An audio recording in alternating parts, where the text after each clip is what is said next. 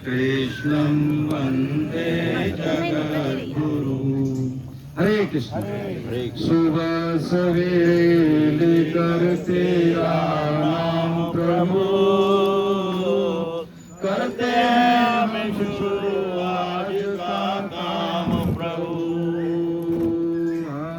सुबह सवेरे करते नाम प्रभु, करते हम शुरू आज का काम प्रभु। शुद्ध भाव से तेरा ध्यान लगाए हम, विद्या का वरदान तुम्हीं से पाए हम। तुम्हीं से है आगाज, तुम्हीं अंजाम प्रभु, करते हम शुरू आज का काम प्रभु। गुरुओं का सत्कार कभी ना भूले हम, इतना बने महान गगन को छूए हम। तुम्हीं से है हर सुबह, तुम्हीं से शाम प्रभु, करते हैं हम शुरू आज का काम प्रभु। सुबह सवेरे करते नाम प्रभु, करते हैं हम शुरू आज का काम प्रभु। वसुदेव सुतं देवं कंस चाणूरमर्दनं, देवकी परमानंदं कृष्णं वन्दे जगद्गुरुं। श्री कृष्णं वन्दे जगद्गुरु। हरे कृष्ण। आप सभी वैष्णव जनों के चरणों में दंडवत प्रणाम। हरे कृष्ण। नारायणं नमस्कृत्य नरं चैव नरोत्तमं, देवीं सरस्वती व्यासं ततो जयमुदीरये।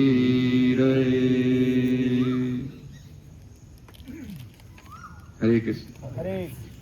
भगवान के आश्रय में परम श्रद्धेय स्वामी जी का वाणी प्रसाद साधक संजीवनी के आधार पर हम गीता का स्वाध्याय कर रहे हैं। पिछली क्लास में हमने अध्याय 4 संपूर्ण हुआ सर? 14 अध्याय 4 में देखिए एक्चुअली क्या है कि हमारा जो क्लास का कोर्स जो बना है वो 2 घंटे की क्लास का है, तो 1-1.25 घंटे हो पाता है लगभग मोटा मोटी, और बीच में 1-2 क्लास मिस हुई तो कोर्स हमारा पीछे है ना। इसमें थोड़ा हम देख लेते हैं। आज संडे को एग्जाम है, लेकिन कोशिश करेंगे हमारी क्लास के लिए दोबारा से ऐप में एक बार फिर हो जाए, है ना। हाँ, तो अध्याय 3 ही हुए हमारे, तो इसको हम कर लेंगे, ठीक है। दोबारा से एक बार 1-2 हफ्ते के बाद हम फिर दोबारा से देखते हैं इसको। अनीता जी। हरे कृष्ण। 4था अध्याय। हाँ आइए, ठीक। इसमें ये हम देखें कि जो क्रम जो था इसका अध्याय का, ज्ञान कर्म संन्यास। काउंटर जिनको चाहिए ले लेना, हमारे पास है, जिनको नहीं दिया ठीक है। तो अध्याय ज्ञान कर्म संन्यास योग। तो भगवान ने ज्ञान क्या बताया कि ज्ञान की परंपरा के स्रोत बताए, उसके बाद अवतारवाद का सिद्धांत और उसका प्रयोजन, और जन्म कर्म की दिव्यता हमने समझी थी कि हमारे जन्म और कर्म दोनों ही कैसे दिव्य नहीं है, लेकिन भगवान के जन्म और कर्म दोनों दिव्य है। जिस तरह से हमारा जन्म होता है ऐसे भगवान का जन्म नहीं होता, ठीक है। अवतरण का मतलब है अपनी अच्युत अवस्था से वो नीचे उतरते हैं। जैसे सोना होता है, शुद्ध सोने से 24 कैरेट से गहने बनते नहीं ना, माताएं बहनें सब जानती है, उसमें कुछ मिलावट होती है ना। हाँ, तो हमारी इंद्रिय गोचरता में आने के लिए भगवान क्या करते हैं, समझ में आने के लिए अपनी अच्युत अवस्था से नीचे आते हैं। अब का मतलब जो उपसर्ग है, अब उसका मतलब है नीचे, ठीक है। जैसे होता है ना कि अवतरण, यानी जो अवतारवाद का सिद्धांत है उसमें मनुष्य की गोचरता में आने के लिए भगवान अपने स्वरूप में जैसे जैसे मनुष्य है इस तरह से आते हैं, लेकिन उनका जन्म कर्म के अधीन नहीं होता जैसे कि हमारा होता है, ये बताया। उसके बाद यहाँ पे जो 11वां जो श्लोक था उसमें ये था कि भाई जो ये यथा माम प्रपद्यन्ते तांस तथैव भजाम्यहम्, यानी जो जैसे मुझे भजता है वैसे ही मैं उसको प्राप्त होता हूँ। ठीक है, फिर एक बात और बताइए कि जो जन्म हमारा मनुष्य का होता है तो हम क्या करते हैं कि हम जैसे ऐश्वर्य, धन, सुविधा, इसी को हम समझते हैं कि ये जीवन की सफलता है। ठीक है, यहाँ पे उन्होंने ये समझाया, देखिए ये सूक्ष्म बात है जीवन में उतारने की, कि अनुकूलता जीवन में मिल जाए, सुविधा हो, संपन्नता हो, ऐश्वर्य हो, लोग जानने लगे, हम इसको कहते हैं भगवान की कृपा है। ये वैसे उल्टा है। ठीक है, यदि हमें प्रतिकूल परिस्थिति मिलती है तो हमारे जो इंद्रियां हैं, जो सामर्थ्य है, वो क्या होती है, जागृत अवस्था में आ जाती है कि मैं क्या करूं। होता है ना कई बारी। तो ऐसे ही यहाँ पे सुविधा भोगने के लिए नहीं आए। भगवान ने इसमें कहा है आगे कि ये संसार क्या है, दुखालय है ना, इसमें सुख है नहीं और हम इसको खोजते हैं तो इसलिए हम दुखी रहते हैं। दुख का कारण हम स्वयं हैं। ठीक है, धीरे धीरे इसी क्रम में भगवान जा रहे हैं। उसके बाद जब पंचरत्न की बात भगवान ने बताई जन्म कर्म के बाद में, तो ये सिद्ध महापुरुषों का ये वचन था कि जीवन में हमसे कुछ हो या न हो पाए तो ये 5 दिव्य श्लोक है गीता के। ये 5 दिव्य श्लोक कैसे हैं कि इससे हमारा पतन नहीं होगा। अरे प्रमोशन नहीं होगा तो डिमोशन नहीं होगा। ठीक है, ये नित्य हम इनका जब पाठ करते हैं तो होता क्या है कि दोबारा से हमें अवसर मिल जाता है। ठीक है, किसका, मनुष्य होने का, है ना।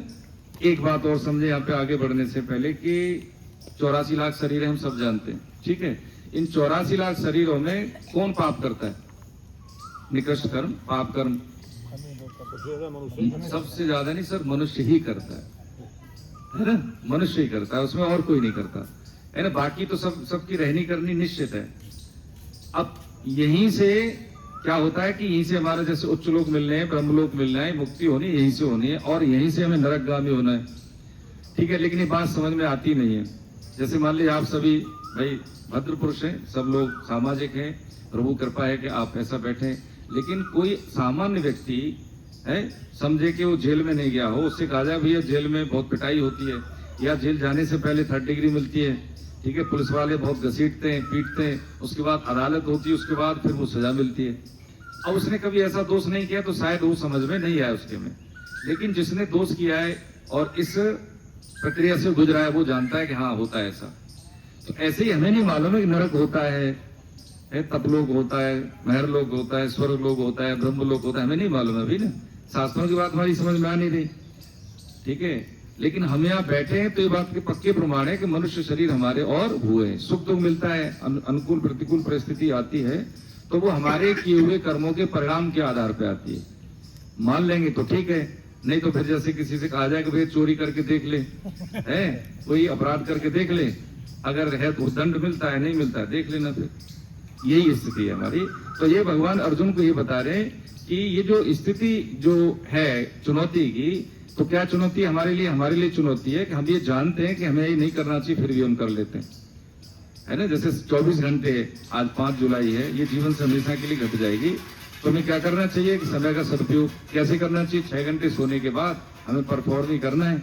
हमें सीमाएं दी है ना, माता पिता, पति पत्नी, बच्चे, ठीक है, नौकरी, व्यवसाय, इसको निष्काम भाव से कर लेना चाहिए, है ना। अब अध्याय 4 की जो कॉन्सेप्ट क्या है, इसमें बताया आगे विभिन्न यज्ञ बताए। ठीक है, विभिन्न यज्ञ कौन से बताए, देखिए पढ़िए आगे, श्लोक संख्या 15 से। एवं ज्ञात्वा कृतं कर्म पूर्वैरपि विमोक्ष्यभिः कुरु कर्मैव तस्मात् त्वं पूर्वै पूर्वतरं कृतं। सब पढ़े, देखिए अगर अशुद्ध भी आ रहा है तो कोई प्रॉब्लम नहीं है, श्लोक है, मंत्र नहीं है ना, सब पढ़े आगे। किम कर्म किम कर्मेति कवयोऽप्यत्र मोहिता तत्ते कर्म प्रवक्ष्यामि यज्ञात्वा मोक्षयसे शुभात् कर्मणो यपि बोधव्यं च विकर्मणि अकर्मणस्य बोधव्यं गहना कर्मणो गति। आगे बढ़िए हो।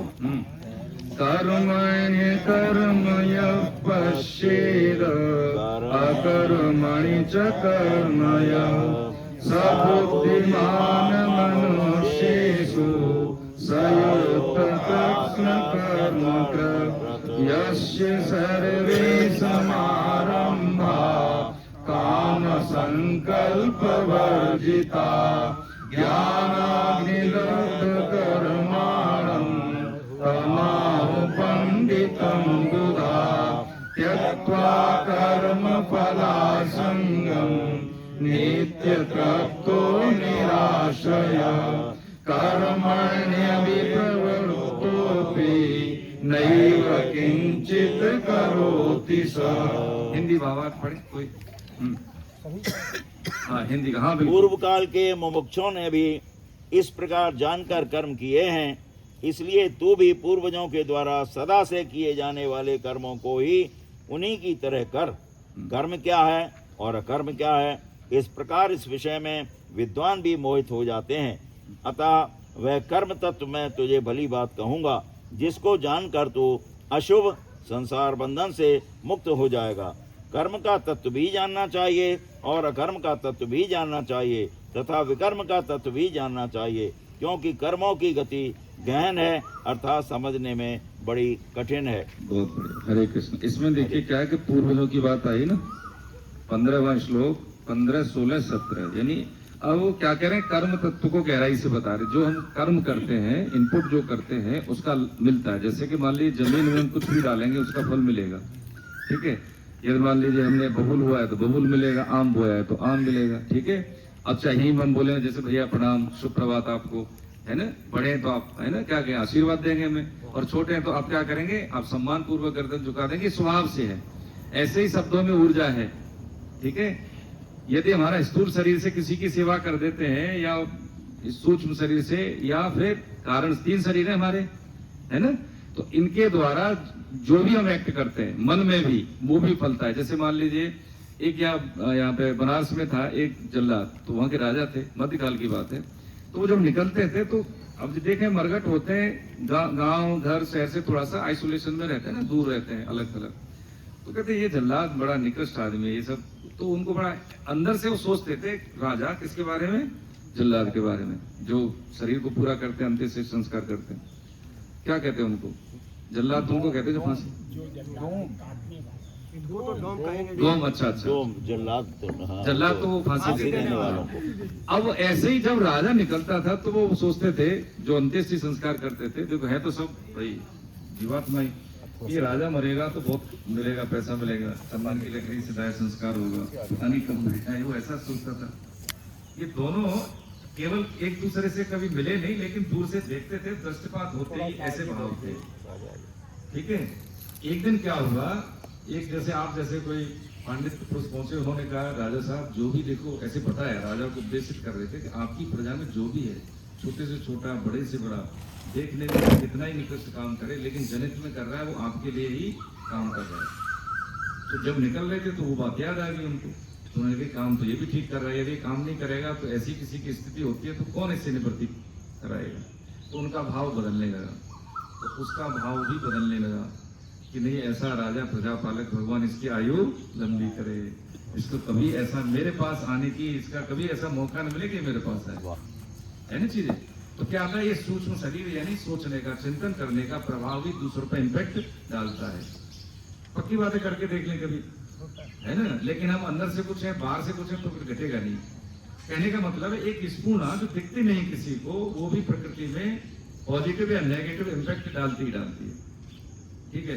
तो यहाँ पे कहा उन्होंने 15, 16, 17 में कि पूर्व काल के मुमुक्षुओं ने, यानी जिन्होंने जाना है, मुमुक्षु मतलब जो ज्ञान की क्या करता है, इच्छा करता है ना।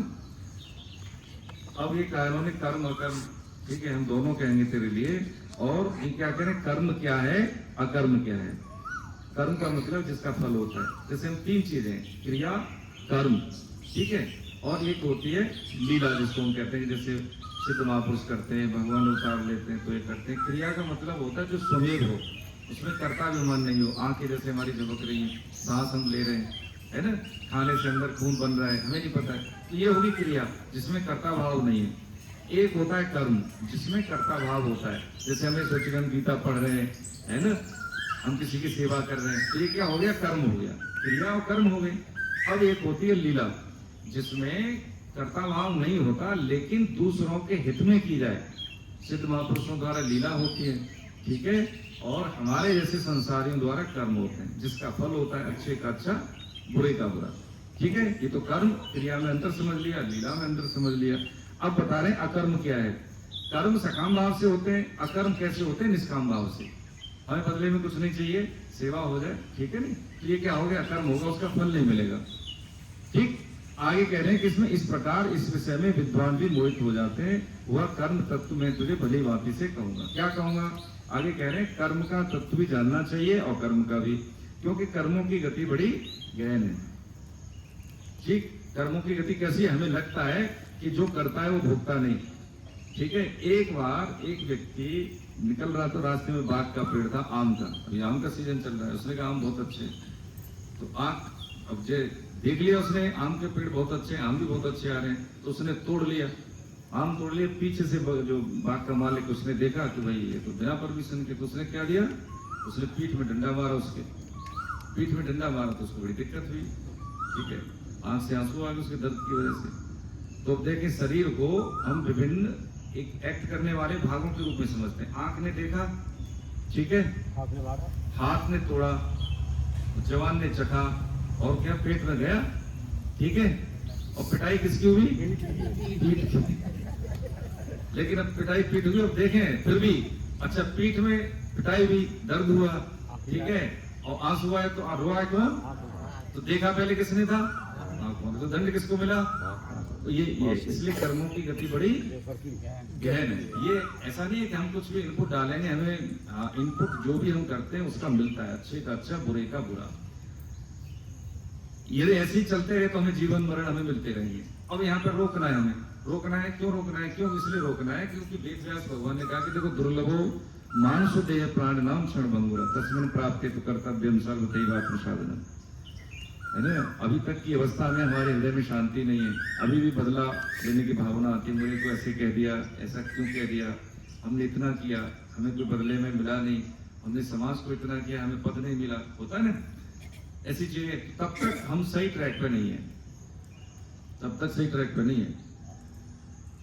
दो पंडित जी थे, ये हमारे कॉलोनी की बात है, हम जब IGI पर रहते थे दिल्ली में, दो पंडित जी थे, उसमें मंदिर था सर, तो बहुत बड़ी कॉलोनी थी, वहाँ पे करीब 150-200 लोगों का एकोमोडेशन था, सब लोग। और वहाँ पे क्या हुआ, एक पंडित जी ऐसे थे कि वो मांग लेते थे, यार ऐसा करना है, ऐसा कुछ दे दो, मतलब डिमांड ज्यादा रहती थी। जितनी बार आप मिलेंगे वो बोलते थे। एक ऐसे थे कि कोई मतलब नहीं था, ठीक है, जो भी बन पड़े प्रसाद दे दिया, कुछ पूछे बता दिया, अपने काम से काम रखना। तो अब तक देखिए कि देने की भावना किसके प्रति ज्यादा रहेगी? जो नहीं मानता। ठीक है, अब उसमें क्या हुआ कि जब किसी के यहाँ जैसे होता है ना कि वो प्रसादी, जैसे श्राद्ध में बुलाते हैं, तर्पण में बुलाते हैं, तो दोनों को बुलाया गया है। अब ये भैया ये शुक्ला जी हैं, बहुत बड़े अधिकारी, तो उनके यहाँ जाएंगे तो वो जो मांगते थे उन्होंने सोचा कि 500 रुपये तो मिलेंगे, उनका ऐसा कोई दूसरे का था नहीं भाव। उन्होंने दिए कितने? 100 रुपये दे के टरका दिया भोजन प्रसादी। तो वो कहते हैं पहले वाले के 400 रुपये का घाटा हो गया और दूसरे को कोई मतलब नहीं था। तो अब इसमें यह देखना है कि इसमें जो भोजन कराने वाले की क्या गलती है। हमारी जो आकांक्षा होती है वो हमें ऊपर नीचे कर देती है। अल्टीमेटली यही भगवान कह रहे हैं, कर्म की गति बड़ी गहन है। यदि हमने इधर ध्यान लगा लिया तो फिर क्या हमारा पतन होगा नहीं, एक एक दिन हम आगे बढ़ेंगे। ठीक है, अभी यहाँ तक की अवस्था में हम आगे लेकिन फिर भी हमें कष्ट होते हैं, शारीरिक रोग हो जाते हैं, ठीक है, आपसी संबंध हमारे ठीक नहीं होते। तो उसका कारण क्या है कि हम बदले में चाहते हैं। ठीक है, कोई करे न करे लेकिन हमें करना चाहिए। पति पत्नी का संबंध है, माता पिता के साथ बच्चों का है, भाई भौजाई इनके साथ है, समाज में जो भी है, कि यदि हमने ये देख लिया कि मुझे यहाँ पे परफॉर्म करना है ना, बदले में कुछ नहीं चाहिए, तो पक्की बात है प्रकृति का विधान जो है, भगवान का विधान हमारे साथ होता है। फिर एक तो क्या, कभी बरकत में कमी नहीं रहेगी, शरीर में कभी रोग नहीं होंगे। दूसरी बात क्या है, दूसरी बात यह है कि हमें एक एक दिन का, जैसे होता है ना कि जैसे 30 दिन होते हैं तो एक एक दिन की सैलरी में बढ़ोतरी होती है ना, 15 दिन की सैलरी होगी, 16वां दिन कर लिया तो 16वें दिन की। ऐसे ही जीवन में हम फिर जी भर के जीने के जो किसमें रहते हैं, कॉन्सेप्ट में आ जाते हैं। हमें ऐसा नहीं लगता कि भाई 8 दिन घट गया तो कुछ कमाई नहीं हुई, ऐसा नहीं लगेगा बिल्कुल। आज का जो हमारा जो स्तर है जानने का, समझने का, वो कल से कम होगा, कल हमारा और ज्यादा होगा, धीरे धीरे धीरे उधर जाएंगे। आगे कह रहे हैं 18वें श्लोक में, जो मनुष्य कर्म में अकर्म और कर्म में कर्म देखता है, मनुष्य में बुद्धिमान वह योगी है, और संपूर्ण कर्मों को करने वाला। कृत का मतलब बाकी कुछ करने के लिए नहीं रहा। अब देखिए ये हमारे घर सबसे जुड़ी हुई चीजें हैं। कर्म में अकर्म, कर्म में अकर्म देखने का मतलब है कि कर्म को निष्काम भाव से करते रहना। जैसे माँ है, बच्चे के प्रति कुछ नहीं चाहती वो, है ना। अगर बीमार बालक हो जाए तो दवा कौन खाता है? माता जी खाती है उसकी।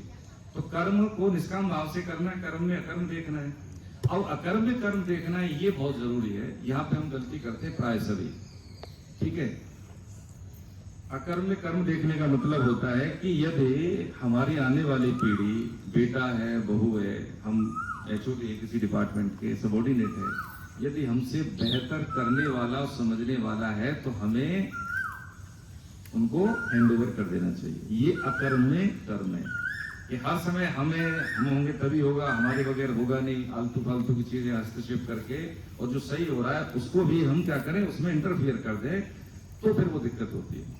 और ये सास है, आपको दिखता है कि भैया अच्छे परिवार से लड़की आई है, ठीक ठाक काम कर रही है ना, उसको हमें क्या करना है, स्पेस देना चाहिए उसको। तो अकर्म में कर्म, यानी उस समय हमारा न करना भी करने से ज्यादा है। ये प्रॉब्लम हर जगह होती है ना, हम नहीं होंगे तो होगा नहीं। ईश्वर न करे ऐसा हो, अभी हम बैठे और शरीर पूरा हो जाए तो क्या साथ में जाएगा। ये हमें चैनलाइज करनी होती है कि जब विद्यार्थी जीवन में, हमें विद्यार्थी जीवन में क्या है, शारीरिक मानसिक बौद्धिक शक्ति का अर्जन। जैसे हम ग्रस्त में आते हैं तो ग्रस्त से पहले, जैसे होता है ना किनारे से जस्ट पहले है, जब उनकी जा रहे होते तो माता पिता बताते हैं, ऐसे ही माँ बाप को बच्चों को बताना चाहिए क्या, कि गृहस्थ जीवन के क्या मूल्य है, क्या संस्कार है, हमें पत्नी के साथ कैसा व्यवहार करना है, पति के साथ कैसा व्यवहार करना है। जब हमारे घर में संतान आएगी तो संतान प्राप्ति के क्या मानक हैं, जब दोनों का ये देखिए, ये यहीं से परिवार का गठन होता है, यहीं से।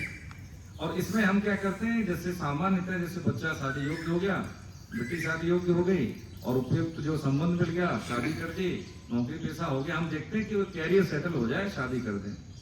ये बात ठीक है, इसमें कोई गलत नहीं है, लेकिन ये पूरी बात सही नहीं है। जब तक पिता के द्वारा बेटे को और माँ के द्वारा बेटी को घर गृहस्थी की जो सामान्य का जो मर्यादाएं नहीं सुझाई जाए उसको, तब तक देखो उनके संबंध भी ठीक नहीं रहेंगे।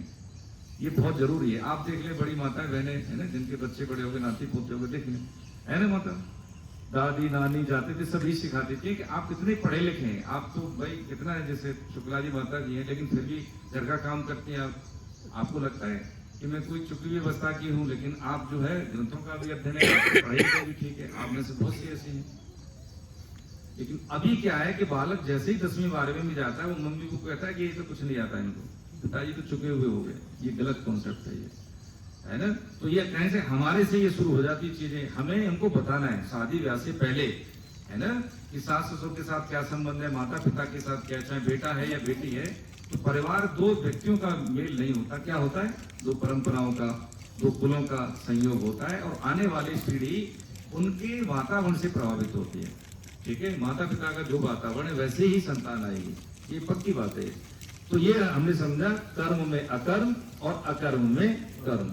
ठीक है, आगे कह रहे हैं 19-20 श्लोक में क्या कह रहे हैं, कि जिसके संपूर्ण कर्मों के आरंभ का संकल्प कामना से रहित, जिसके संपूर्ण कर्म ज्ञान रूपी अग्नि से जल गए हैं, उसको ज्ञानी जन भी पंडित बुद्धिमान कहते हैं। जो कर्म फल की आसक्ति का त्याग करके संसार के आश्रय से रहित सदा तृप्त है, वह कर्मों में अच्छी तरह लगा हुआ ही वास्तव में कुछ भी नहीं करता है। जैसे हमें मान लीजिए, तृप्त का मतलब क्या है, कि जैसे हमें रसगुल्ला बहुत पसंद है ना सर, क्यों सुशांत जी, है ना, और पेट भर जाए, खूब खा लिए, और फिर ये राजेश भैया के भैया और ले लो, कि नहीं पेट भर गया, अरे नहीं खाना ही पड़ेगा। तो एक समय के बाद क्या आप गुस्सा आ जाएगी, यार हम खा नहीं रहे, कैसे खाएं, हैं? बिल्कुल ऐसे ही है कि संसार में जी भर के जीने का मतलब होता है कि ऐसे मान लीजिए हमें ममता है, संबंधों में आसक्ति है, सुविधाओं में, वस्तुओं में, और ये सेवा कर लेते हैं हम। सेवा से मतलब होता है क्या है कि आसक्ति नहीं रहती वस्तुओं के प्रति, और ममता नहीं रहती व्यक्ति के प्रति।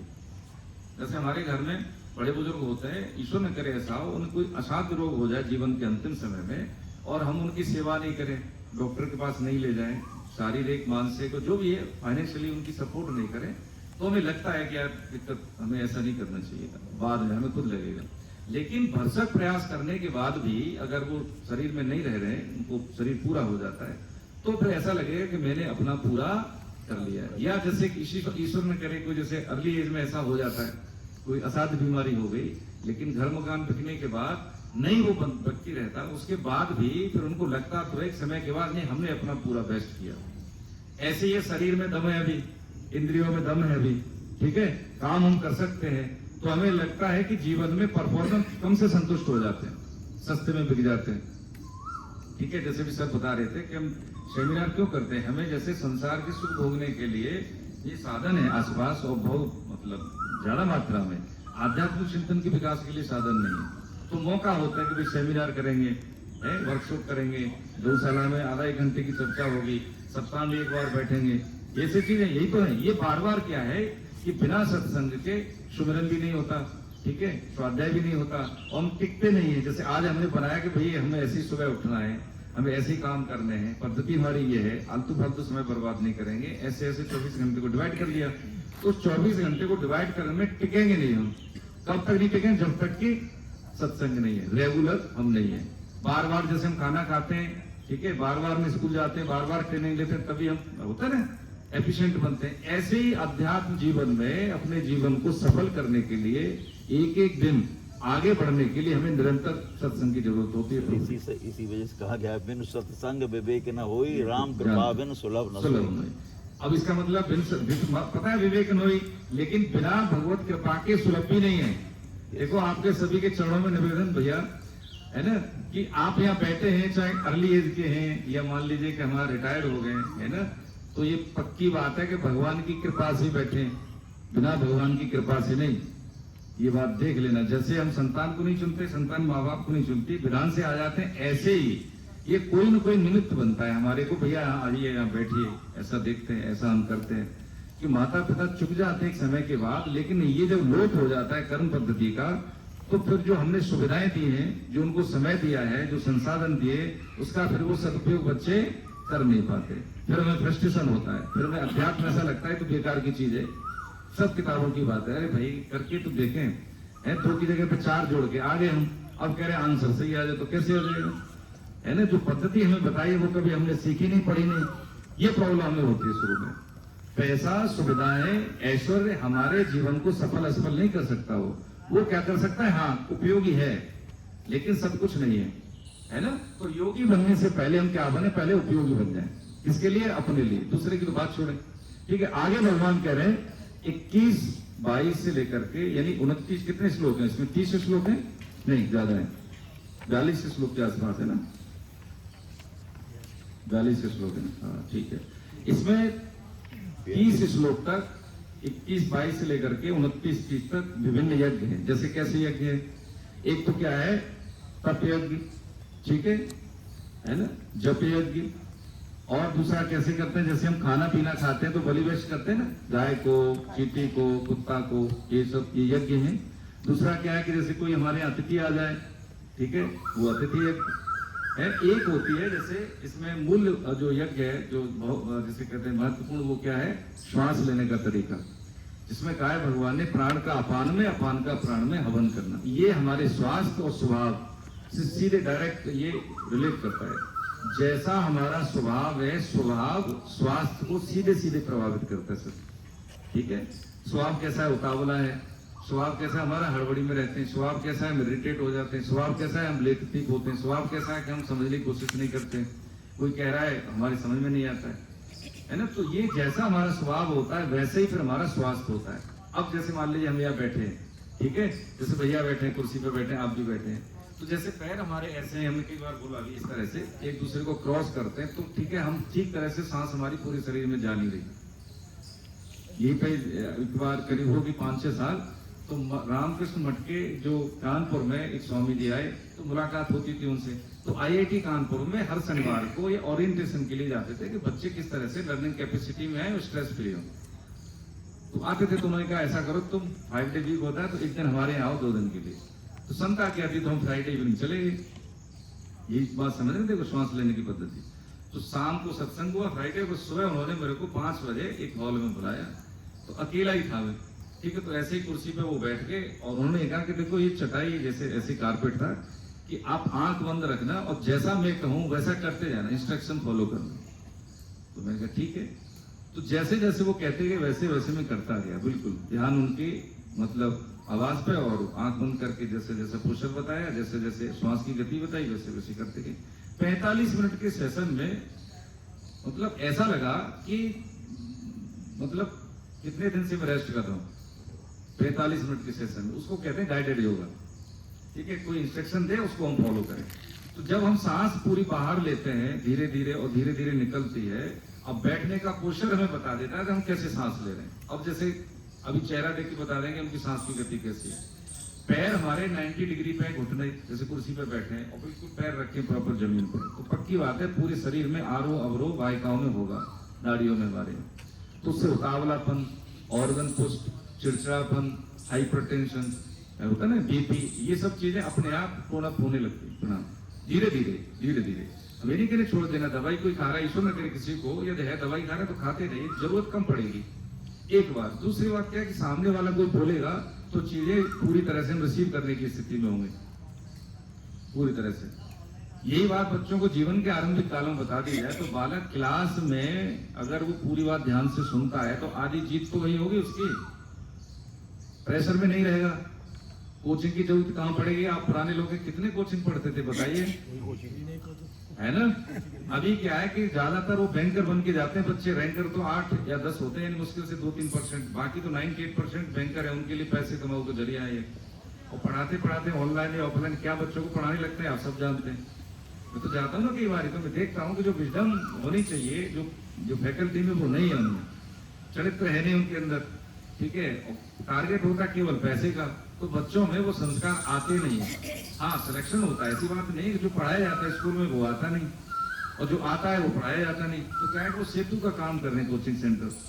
ठीक है, जो स्ट्रेटेजी होती है, अब ये पूरा क्या बोले, ये सरकार का काम है, स्वास्थ्य है, शिक्षा है ना, लॉ एंड ऑर्डर है, इसको तो रेगुलेट करना बहुत जरूरी है।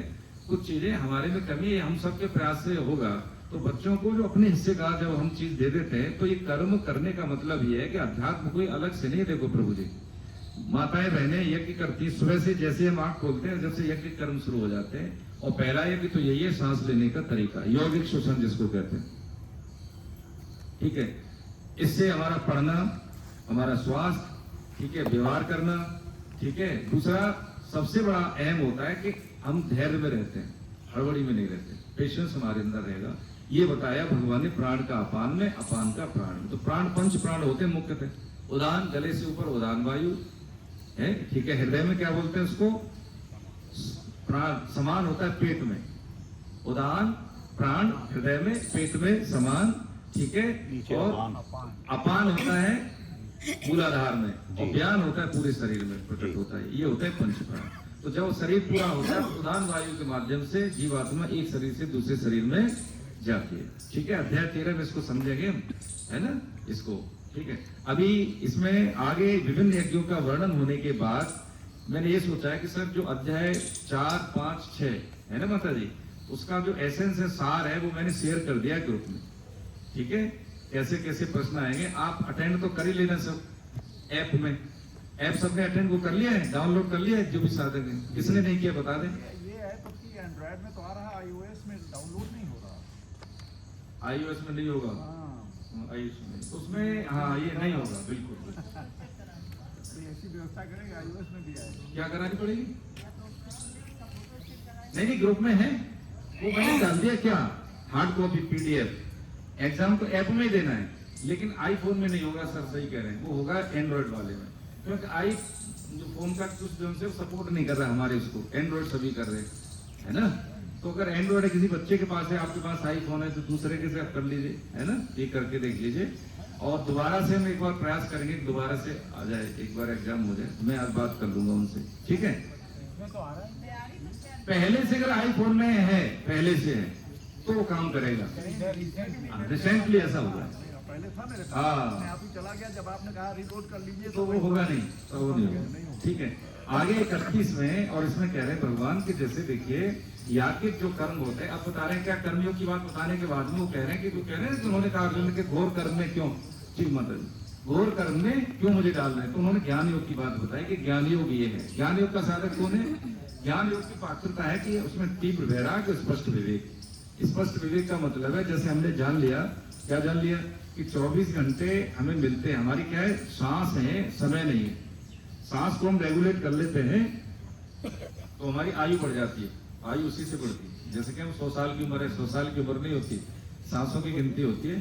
कोई जल्दी सांस ले लेता है, अरे भाई किसी के पास 10 लाख रुपए तो कोई जल्दी खर्च कर ले और कोई अपने हिसाब से खर्च करे, है ना। ऐसे ये हम सांस की गति को हम क्या करते हैं? रेगुलेट कर लेते हैं। प्राण आयाम, प्राण का आयाम बढ़ा देते हैं उसका, तो हमारे पास उतनी ही आयु होती है, क्योंकि शरीर उससे स्वस्थ रहता है, आयु ठीक ठाक रहती है। देवरा बाबा 24 घंटे में 3 घंटे आयु बढ़ती थी उनकी।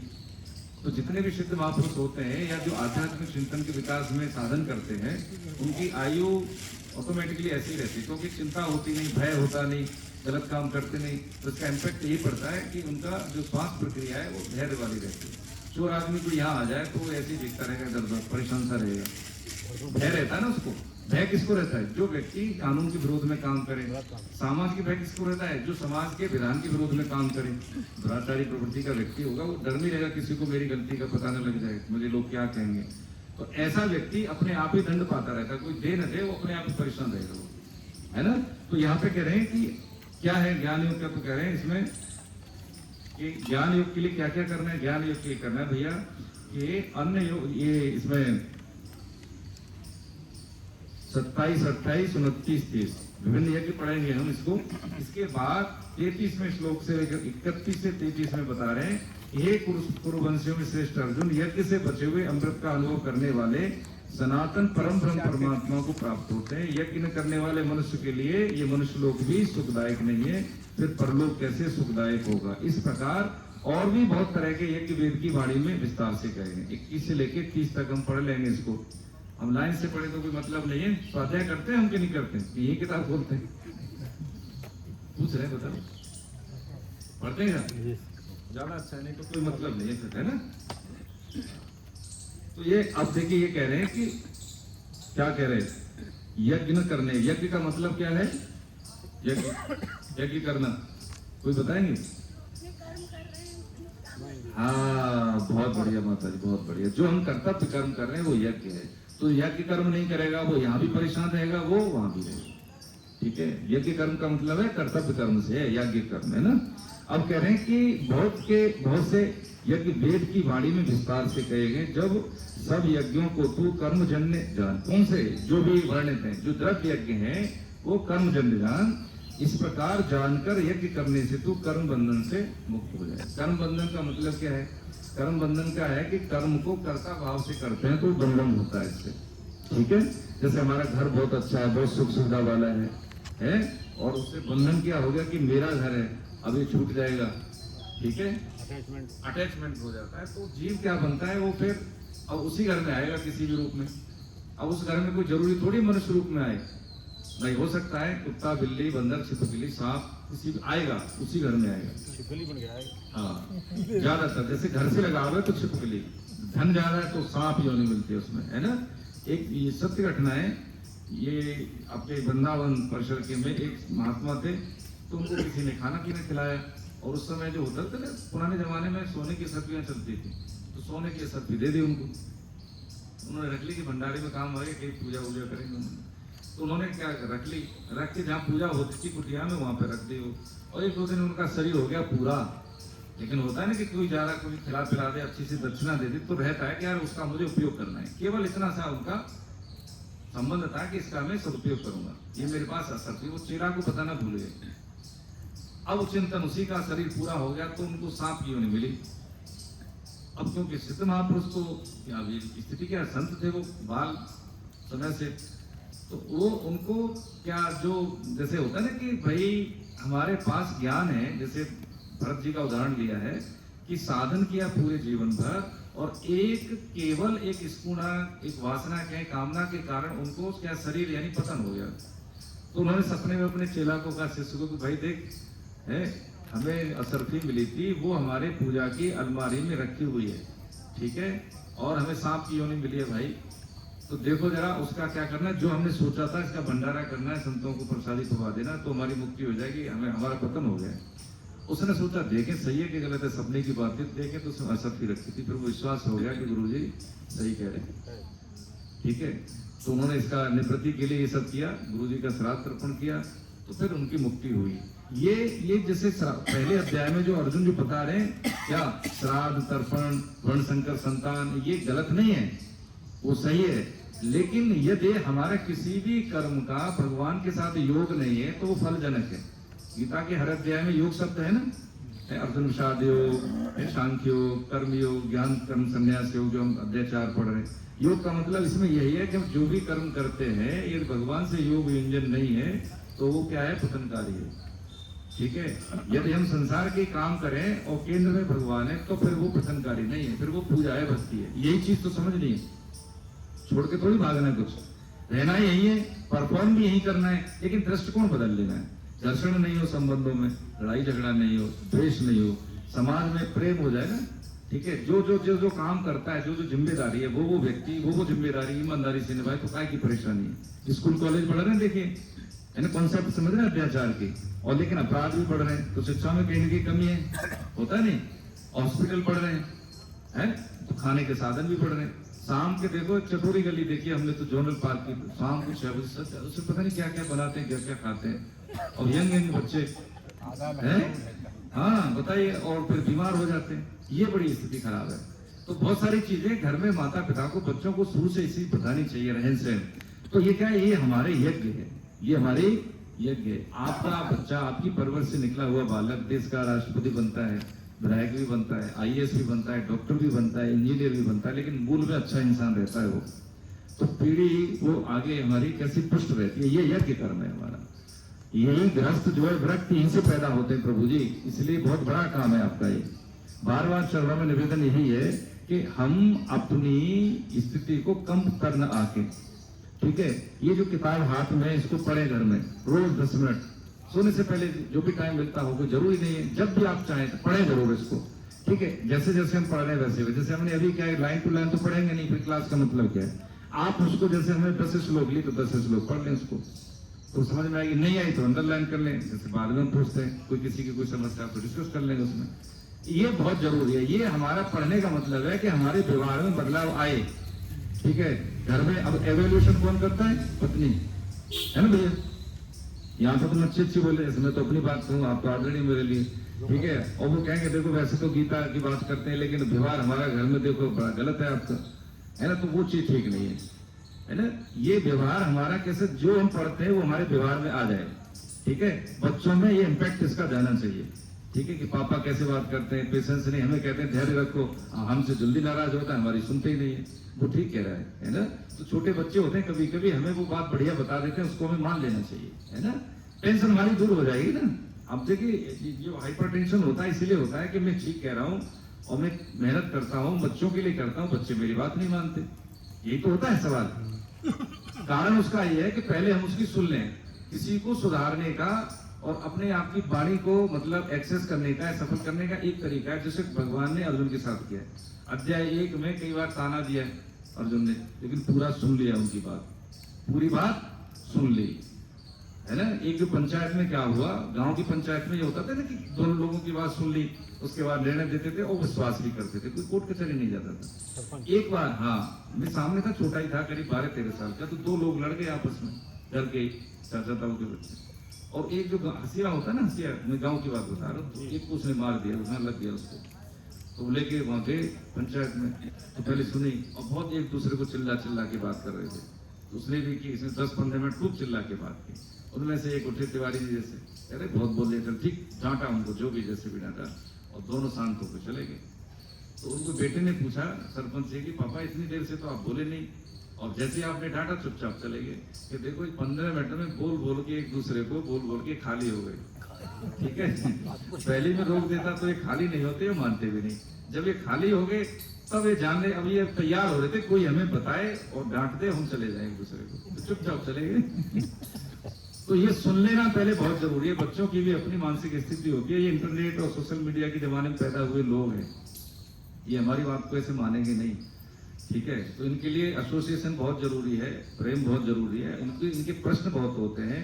1 मिनट की रील जो देखते हैं वो टिकते नहीं है 1 मिनट के लिए, तो हमारी बात आधा घंटा के लिए कैसे सुनेंगे? ये समस्या है उनके स्तर पर जाके हम सोचे। जो पढ़ने का पढ़ाने का जो मनोवैज्ञानिक सिद्धांत है वो यही है कि सामने वाले की मनस्थिति, उसके सोचने समझने के स्तर पे हम जब बात करते हैं, जब दादाजी पोते के स्तर पे आ जाते हैं घुटने पे, ठीक है, वो पोता मुँह खींचता कि नहीं खींचता, लेकिन फिर भी वो तूतरी भाषा में बात करेंगे तो बच्चा कम्युनिकेट करता है। ऐसे ही हमें बच्चों के साथ एसोसिएशन करना है। कमाई चाहे कम हो, टाइम देना बहुत जरूरी है, ठीक है, सुविधाएं चाहे कम हो, लेकिन उसके साथ कम्युनिकेशन स्टेब्लिश करना बहुत जरूरी है, ठीक है। उसको ये बताना जरूरी है कि समाज में कैसे सर्वाइव करना है। ग्रास रूटर बनना है, पैराशूटर नहीं बने, ठीक है। सुविधाएं हम किसी को दे दें तो पक्की बात है, किसी को खत्म करना है तो सुविधाएं सारी दे दो उसको करने के लिए कुछ छोड़ो ही नहीं, अपने आप समाप्त हो जाएगा। देखो ये सिंपल सी बात है। यही आगे कर्म बताया भगवान ने। आगे बता रहे हैं 34वें 33वें 34वें में क्या बता रहे हैं? इतने सारे यज्ञों को सुनकर अब क्या जिज्ञासा हुई कि इनमें से कौन सा यज्ञ श्रेष्ठ है। यज्ञ के तत्व को जाने बिना किए जाने वाले कर्मकांड यानी द्रव्य, जैसे हवन पूजा, जो द्रव्य यज्ञ कहते हैं ना, कि जैसे इसमें हवन कुंड है, यज्ञ कर रहे हैं, ऋत्विज है, ये सब चीजें क्या है? द्रव्य यज्ञ में आती हैं। तो क्या होता है? ज्ञान यज्ञ श्रेष्ठ है और ज्ञान से तो मुक्ति होती है। अतः श्री कृष्ण ज्ञान की महिमा बताते हैं। अब कौन सी ज्ञान यज्ञ? ज्ञान यज्ञ कौन सा? यही ज्ञान यज्ञ, स्वाध्याय कर रहे हैं, जान रहे हैं ना अच्छे बुरे का डू डोंट्स का, ये ज्ञान यज्ञ। तो कह रहे हैं श्रेयान द्रव्य मादा ज्ञान यज्ञ परम तप कर्म कर्मा किलम पार्थ ज्ञाने पर समाप्यते। यानी हे परम तप का मतलब होता है शत्रुओं का तापन करने वाला, ठीक है। ये परम तप अर्जुन, द्रव्य यज्ञ से ज्ञान यज्ञ श्रेष्ठ है। संपूर्ण कर्म और पदार्थ ज्ञान यानी तत्व ज्ञान में समाप्त यानी लीन हो जाते हैं। द्रव्य यज्ञ जैसे कर्म कांड है, ठीक है। तो ज्ञान यज्ञ श्रेष्ठ क्यों? ज्ञान यज्ञ इसलिए श्रेष्ठ है कि जैसे अभी हम यहाँ बैठे हैं, ठीक है, हमें नहीं पता है कि भाई वर्षा का सिद्धांत क्या है, नहीं मालूम है वर्षा कैसे होती है, हमें नहीं पता है। लेकिन जैसे ही हम वर्षा का सिद्धांत समझ लेते हैं कि वर्षा कैसे होती है, कि एक विशेष जो होता है ना वायु जिसे कहते हैं, पवन कहते हैं, हमारे यहाँ कौन सा मानसून है? दक्षिण पश्चिम मानसून ही तो है, अरब सागर की तरफ से आता है और इस तरह से जो है एकदम वर्टिकल जैसे कहते हैं पैराबोला शेप में इस तरह से हिंदुस्तान में वर्षा होती है।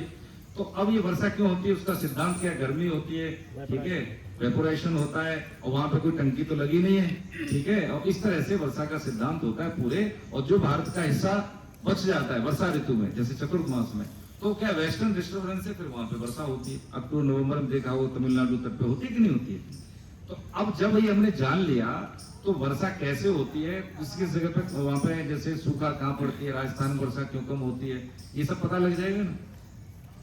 या इसको भी और सरल भाषा में समझ लेते हैं कि जैसे हमें इंजीनियर नहीं बने, ठीक है, तो शुरू में क्या करते हैं? हम पात्रता हासिल करते हैं, एंट्रेंस देंगे, फिर इंजीनियरिंग की पढ़ाई करेंगे, फिर हम अच्छे इंजीनियर भी बन जाएंगे। जो बालक आज 10-15 साल का है वो कभी 10-20 साल के बाद जब वो डॉक्टरी कर लेता है तो बड़े बड़े ऑपरेशन भी कर देता है, लेकिन शुरू में तो वो भी बालक था, वो भी अनजान था। तो इसलिए द्रव्य यज्ञ से ज्ञान यज्ञ श्रेष्ठ है।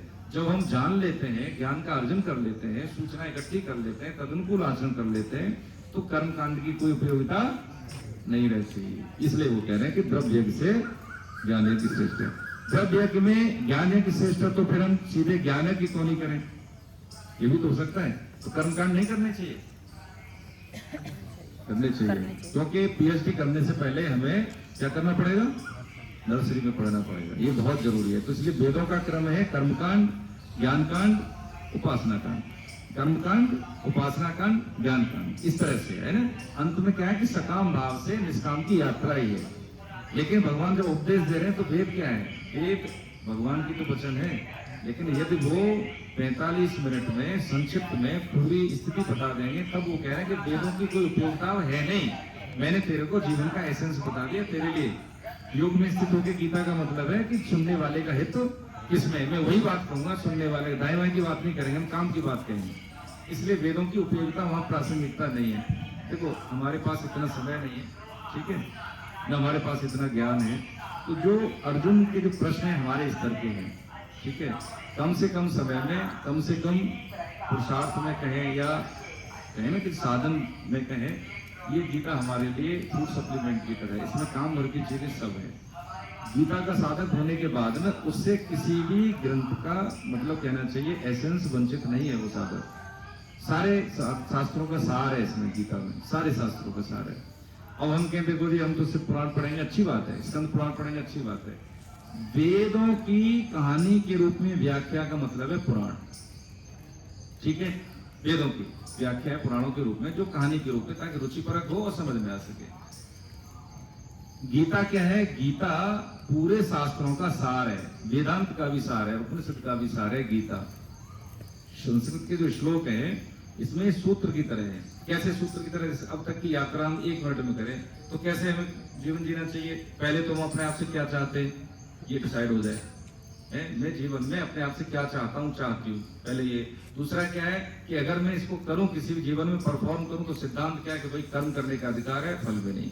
इसलिए हार भी जाए तो भी टेंशन मत लेना, जो होगा भगवान ही होगा। मंगल भवन मंगल, भगवान के विधान में मंगल की कोई भी स्थिति नहीं, जगह नहीं है, ठीक है। सूत्र आ रहा है आगे। फिर क्या है कि यदि सिद्ध हो जाए तो बड़ा नहीं बनना है, ठीक है। ऐसा नहीं, क्योंकि मैंने यहीं से लिया है, माता पिता से जीवन मिला, जन्म दिया उन्होंने, गुरुजनों से सीखा, समाज से मेरे पास संसाधन आए। यदि मैं कुछ इनपुट दे रहा हूं तो इसमें मेरा कोई विशेष योगदान नहीं है। हमारे पास है क्या भाई? सर्वलोक महेश्वरम कहेंगे भगवान, जो कुछ सत्ता है मेरी है भाई। और इसके बाद बचता क्या? बचता ये है कि अहम, अहम यही तो हो गया। अहम का जब गलन होता है, जैसे आधार देता है कौन सा? कर्म को आधार देता है अहम। बंधन कहां से मिलता है? अहम से। यदि अहम गल गया तो फिर कर्म जैसे बुने हुए चने की तरह कितनी उपजाऊ भूमि में डाल दो वो उगेगा नहीं। यही जीवन मुक्ति की अवस्था यही है। इसी को कहते हैं जीवन रहते हुए कर्मों से बंधन मुक्त होना, जीवन मुक्त अवस्था। अब मुझे लगता है समय आपका हो गया है? ठीक है, ज्यादा समय लेगे नहीं। इसमें एक बात बस कंक्लूड कर लेते हैं कि इसमें ज्ञान की बात भगवान बता रहे हैं, तो अर्जुन को समझाने का यही तरीका है कि ज्ञान योग बहुत बहुत कठिन है। ज्ञानी अगर ज्ञान देगा तो कैसे देगा? पहले तो ज्ञानी के पास जाए, हमें पता हो कि ये ज्ञानी है और ये ज्ञानी नहीं है, तो एक तो ये समझो वो है नहीं। दूसरी बात क्या है कि ज्ञान योग में स्पष्ट विवेक हो, वो हमारे अंदर है नहीं। हम जानते हुए भी गलती कर देते तो स्पष्ट विवेक है नहीं। वैराग्य, तीव्र वैराग्य, वो है नहीं। भाई 10 रुपए भी चले जाए किसी के पास तो हमें लगता है कि हमने बहुत कुछ दे दिया या मैंने दिया है, ऐसा लगता है ना। हम माता पिता की सेवा करते तो हमें लगता है कि हम कोई एहसान कर रहे हैं। ये तो कहां से वैराग्य हो गया? तो हम उसके पात्र नहीं है। इसलिए वो यही कह रहे हैं कि भाई देख, कर्म योग और ज्ञान योग में ज्ञान योग तेरे लिए श्रेष्ठ है, वही तुझे करना चाहिए। पंसारी की दुकान में बहुत सारे आइटम होते हैं, मेडिकल स्टोर में बहुत सारी दवाएं होती हैं। हमारे लिए कौन सी दवा है? जो डॉक्टर ने मेरे लिए रिकमेंड की है। लाखों दवाई, उससे मुझे क्या लेना देना? मेरे लिए कौन सी दवाई है? ये दवाई है जो मेरे को रिकमेंड की। ऐसे ही मेरे लिए गीता में जो बताया गया है कि घर गृहस्थी में रहते हुए, बच्चों के साथ रहते हुए, माता पिता के साथ रहते हुए, समाज में काम करते हुए क्या करना है? हाथ से काम, मुंह से राम, बस हो गया काम। यही बस सूत्र है इतना। तो ये जब समझ में आएगा धीरे धीरे धीरे धीरे, अब कुछ नहीं, चुप साधन। अब क्या करना है? बस लास्ट यहाँ पे सावधानी है कि भजन और साधन का बचना और पचना। बचना ये है कि कभी अपने मुंह से नहीं बोलना ज्यादा कि हम ये करते हैं, हम ये साधन करते हैं, तो खर्च होगी कमाई। पचना क्या है? पचना ये है कि यदि कभी कभी कोई हमें बोले भी कि भैया आप तो बहुत है जानते, कुछ बताओ, आप ऐसे हो, आप वैसे हो, ठीक है, और हम उसमें आगे मान बढ़ाई में स्वीकार कर लिया, जैसे आप बड़े भैया हैं, मुझे सम्मान करना चाहिए, मेरा धर्म है, ठीक है। आपको लगे कि ये सम्मान करे ही करे, तो वो फिर हमारी क्या हो गई? वो गलत अप्रोच हो गई। वो उनका धर्म है, करे करे, लेकिन मेरा ऐसा कोई अंदर से चाह नहीं है। तो ये क्या? भजन का बचना। जैसे ही भजन बचेगा और बचेगा तो भजन बढ़ेगा, भजन में भजन बढ़ा, भजन में भजन बढ़ा, तो जैसे हवा चली तो पन्ना उड़ेगा ये, और इसमें भजन रख देंगे उड़ेगा नहीं। तो ऐसे ही भजन का बचना और बचना, भजन के भजन में बढ़ना। तो जो परिस्थिति आएगी कोई विपरीत, तो वो विचलित तो होगा नहीं तो पैर उखड़ जाएंगे सामने से तुरंत। जैसे भोजन बचता है उसके भजन भी बचना चाहिए। भजन भी बचना चाहिए, ये बहुत जरूरी है। शब्द, रूप, रस, गंध, स्पर्श 5 और 3 का है मान बढ़ाई आराम। ये 8 तरह से सृष्टि के जितने भी भोग हैं इस 8 में आ जाते हैं, ठीक है ना। समझने की बात क्या है? रचना से हमारी जो इंद्रियां हैं वो कैसी हो जाती हैं? यूनिफॉर्म हो जाती है, यानी वो कैसी हो जाती है? टोन अप हो जाती है। जननेन्द्रियता रसेंद्र से देखो बहुत बड़ा गहरा संबंध है। आप समझे ना, जो वृत्ति जो गलत हो रही है, जैसा हम भोजन खाते हैं वैसी हमारी वृत्ति बनती है। यदि रचना को हमने कंट्रोल में कर लिया तो हमारी इंद्रियां कैसी हो जाएंगी? नियमित हो जाएंगी। ठीक है, फिर हम समझने लगेंगे क्या करना है क्या नहीं करना है, ये बहुत जरूरी है। ठीक है, तो आज जो हमने पढ़ा है उतना हम पढ़ लें। दूसरा ये हमारा निवेदन है कि जैसे ये हमारे सबका हमारा ये धर्म है कि अपने अपने हिस्से का योगदान, अपने अपने हिस्से का संघर्ष जैसे परिवार में करते हैं ना, ऐसे हमें समाज में भी करना चाहिए।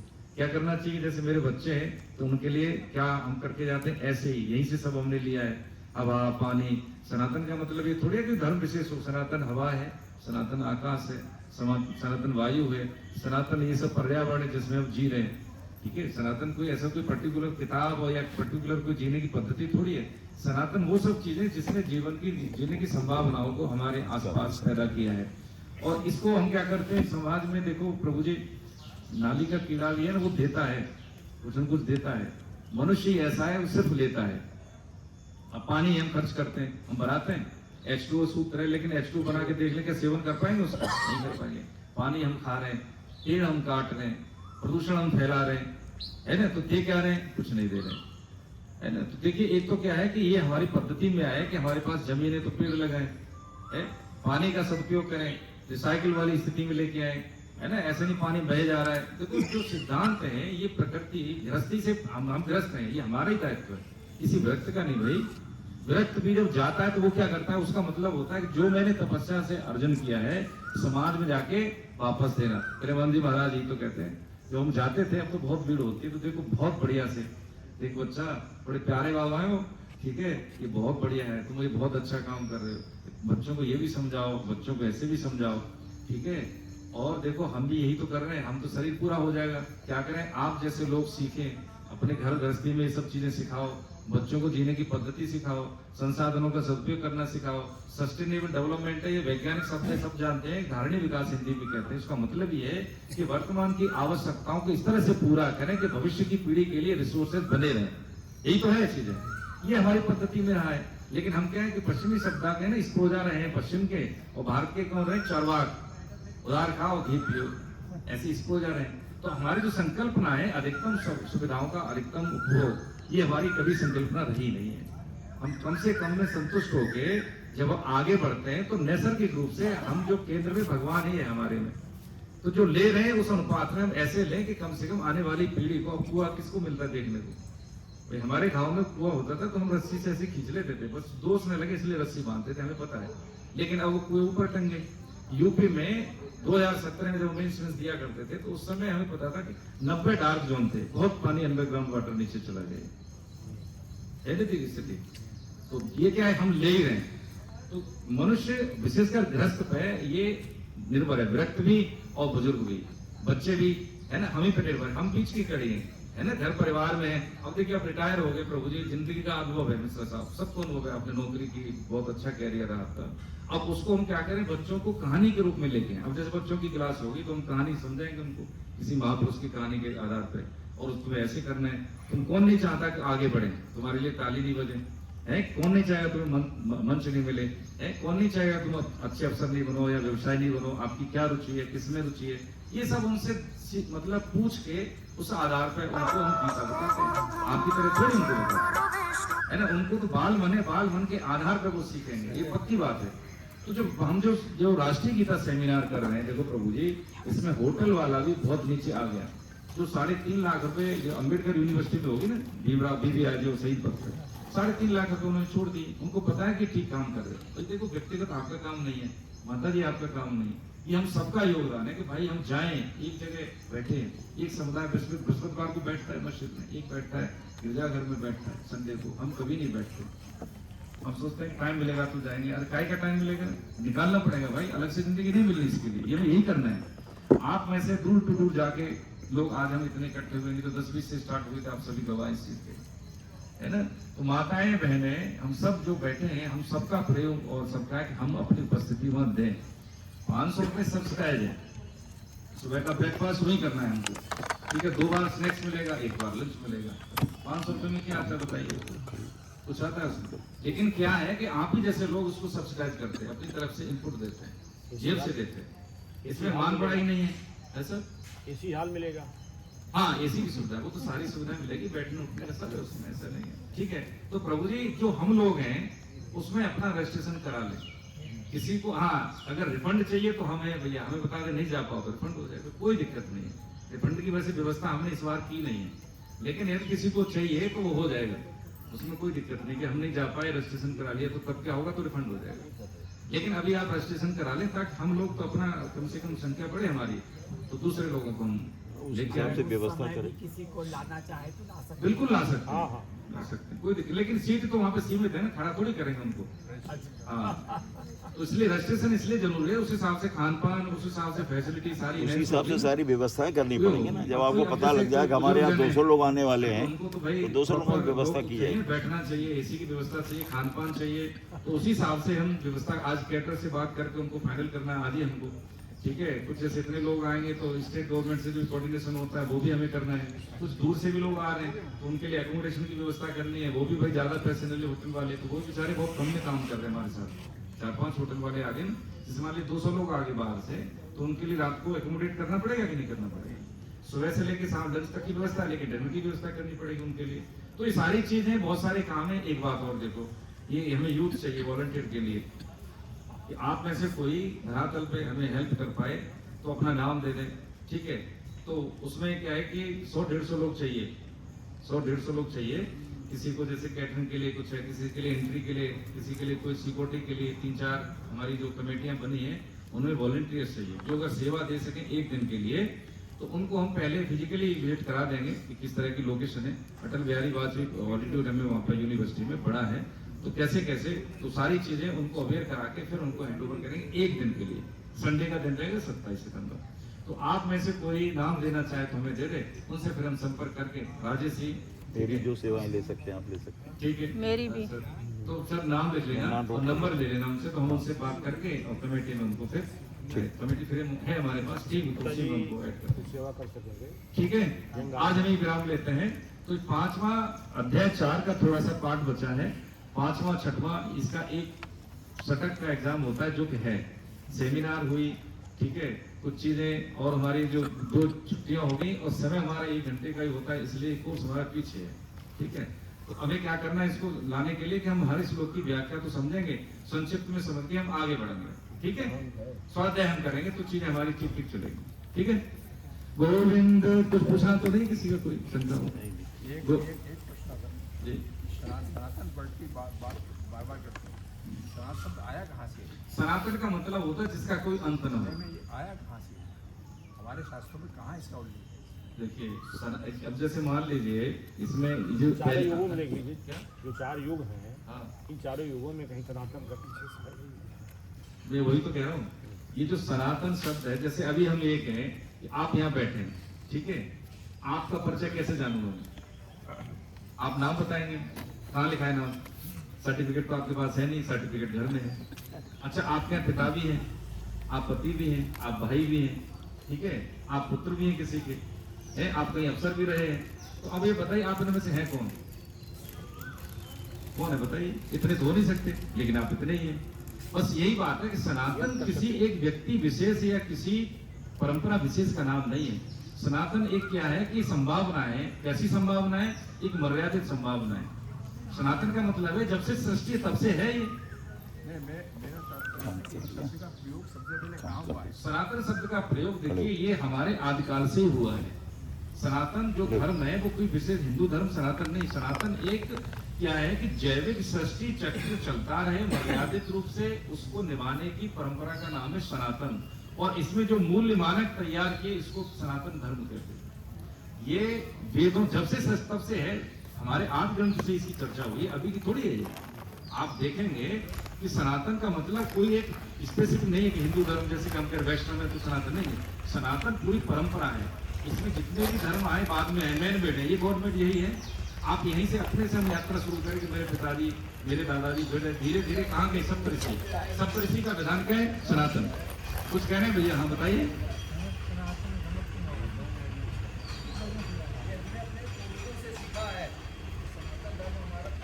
पुराना है। और जो सभी भैया ने बोला कि भगवान ब्रह्मा जी की पहली जो अयोनिक जो सृष्टि थी वो कौन से? सनत कुमार।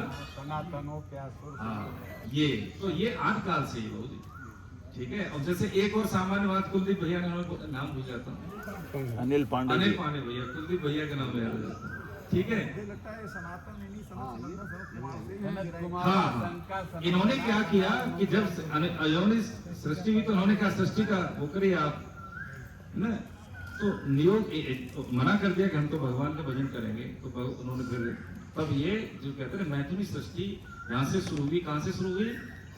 मनु और शत्रुपा, उसी के हम सब संतान हैं। पूरा हुआ ठीक है सर। हम सब हरे कृष्ण। हरे गोविंद जय जय गोपाल जय जय गोविंद जय जय गोपाल जय जय राधा रमण हरि गोविंद जय जय राधा रमण हरि गोविंद जय जय गोविंद जय जय गोपाल जय जय गोविंद जय जय गोपाल जय जय राधा रमण हरि गोविंद जय जय राधा रमण हरि गोविंद जय जय श्री राधा रमण हरि गोविंद जय जय राधा रमण हरि गोविंद जय जय नाम संकीर्तनम यस्य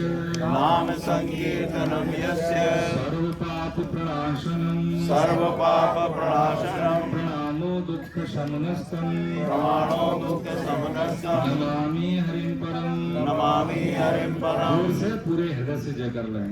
बोले बाके बिहारी लाल की जय। देव सरकार की जय। अपने गुरु भगवान की जय। श्यावर रामचंद्र की जय।